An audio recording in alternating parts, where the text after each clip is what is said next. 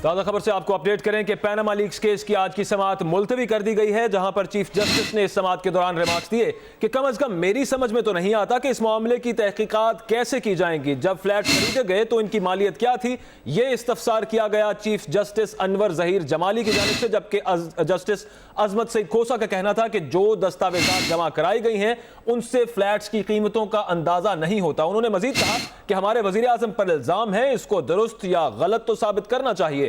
आपको बताएं कि पैनामा लीक्स केस की समाअत मुलतवी हो गई है।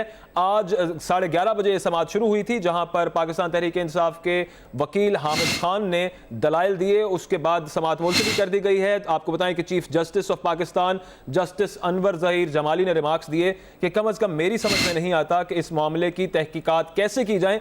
जब फ्लैट्स खरीदे गए तो उनकी मालियत क्या थी, यह इस्तफसार किया गया चीफ जस्टिस की जानिब से। दूसरी जानिब अदालत में रिमार्क्स दिए जस्टिस अजमत सईद खोसा ने।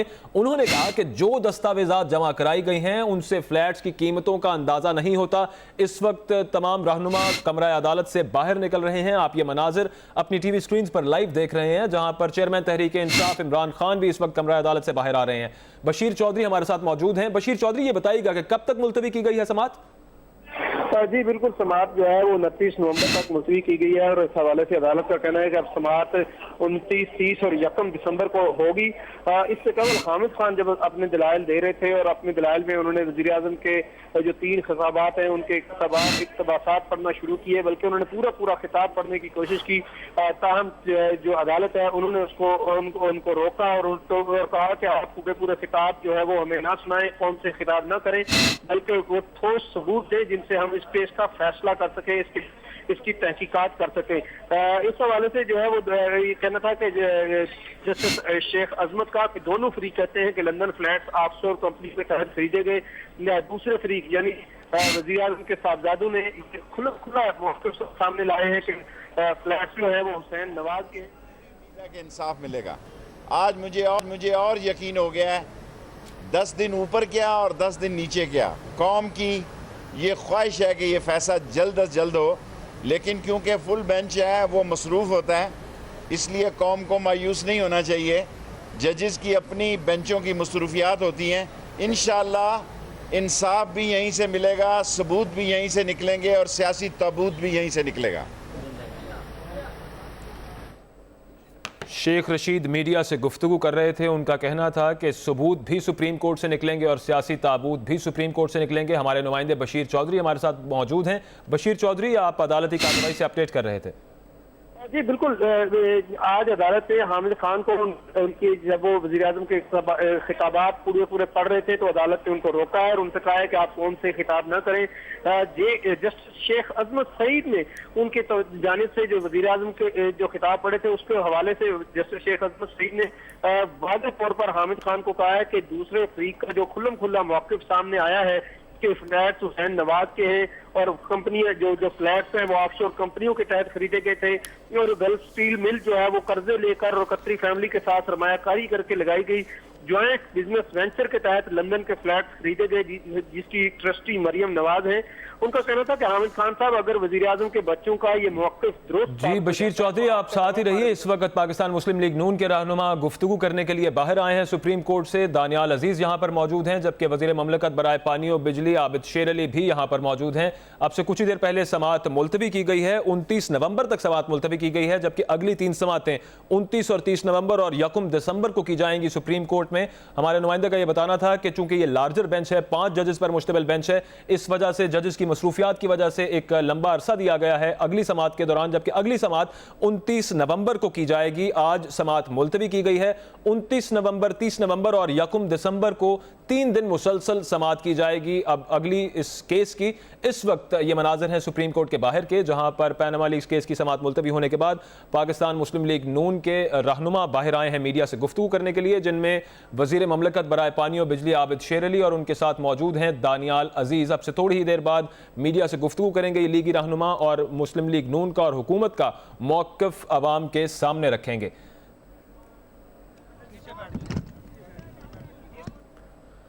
पैनामा लीक्स केस की समाअत मुलतवी कर दी गई है 29 नवंबर तक। आपको बताएं कि अब अगली 3 समाअतें 29 और 30 नवंबर और 1 दिसंबर को होंगी। आज समाअत मुलतवी की गई है, जहां पर चीफ जस्टिस पाकिस्तान अनवर ज़हीर जमाली ने रिमार्क्स दिए कि कम अज़ कम मेरी समझ में तो नहीं आता कि इस मामले की तहकीकात कैसे करें। जब फ्लैट्स खरीदे गए तो उनकी मालियत क्या थी, उन्होंने ये इस्तफसार किया और इस वक्त आबिद शेर अली मीडिया से गुफ्तगू कर रहे हैं। आर्ग्यूमेंट्स के लिए सुप्रीम कोर्ट में पीटीआई की जानिब से हामिद खान साहब ने ओपनिंग की है। उसमें उन्होंने पहले कोई 1.5 घंटा लगाया प्राइम मिनिस्टर साहब की तीनों जो एड्रेस थे मुल्क को और पार्लियामेंट में उनको पढ़ने पे।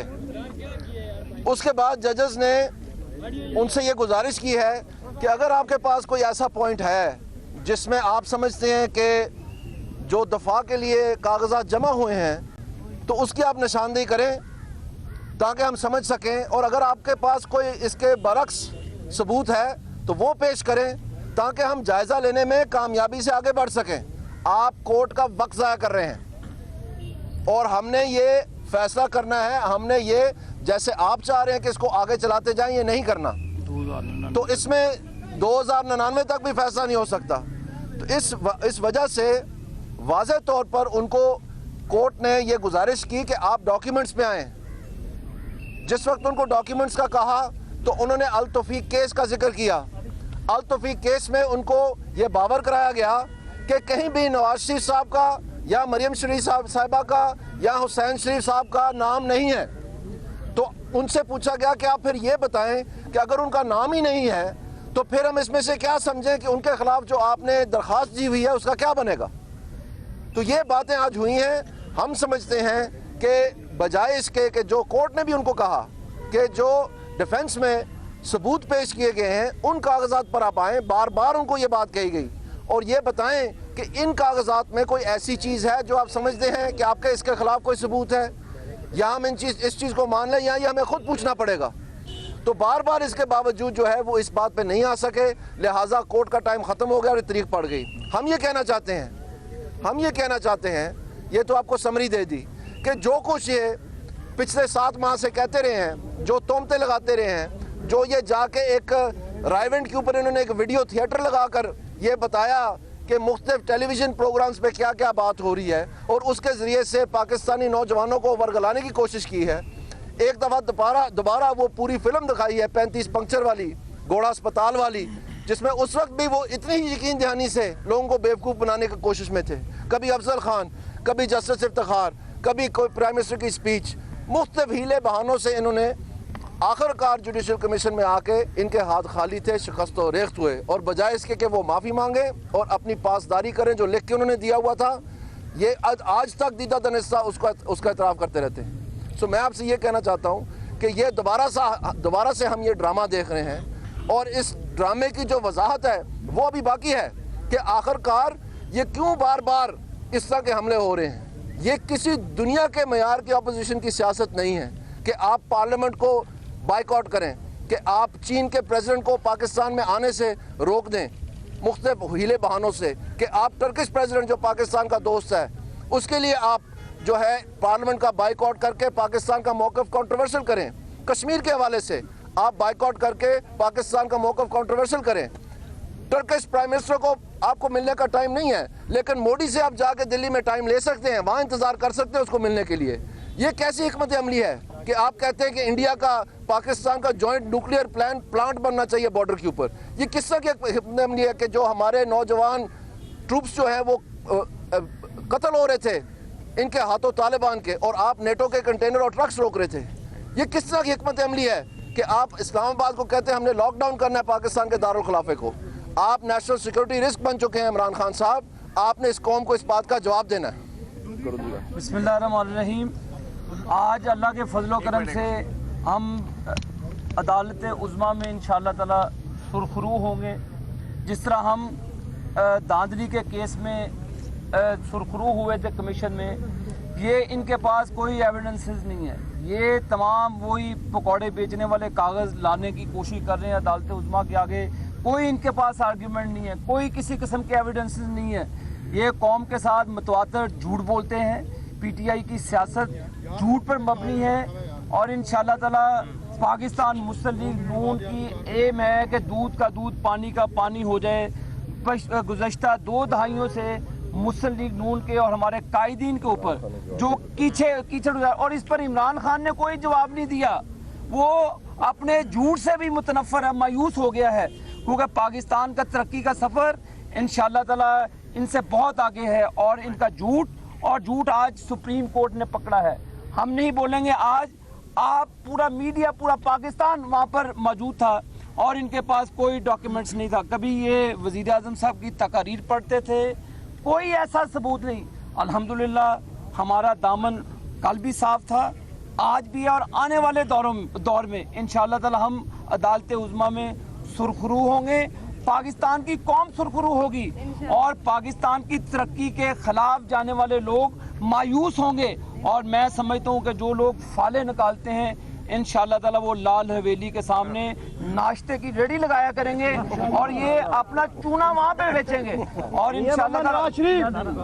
इंशाअल्लाह ताला हम अदालत उज़्मा का एहतराम करते हैं जो उनकी बेस है और जो इस तरह तो ये चाहते हैं कि उसको तूल दें, ये इसको तूल दें, इस जो भी अंदर बातचीत इसको तूल देना चाहते हैं अदालती कार्रवाई को।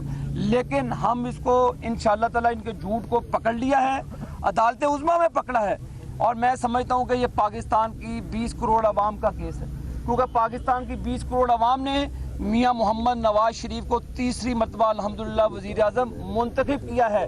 ये इसमें पाकिस्तान कौम सुरखरू होगी और दूध का दूध पानी का पानी हो जाएगा और इनके पास इंशाअल्लाह ताला मुँह छुपाने के लिए भी जगह नहीं मिलेगी। मैं बुनियादी तौर पे एक बात कानूनी तौर पे कहना बहुत लाजमी समझूंगा कि ये कितनी बेइज्जती की बात है कि कोई वकील अदालत में एक जवाब दाखिल करे और फिर उस जवाब को विड्रॉ कर ले।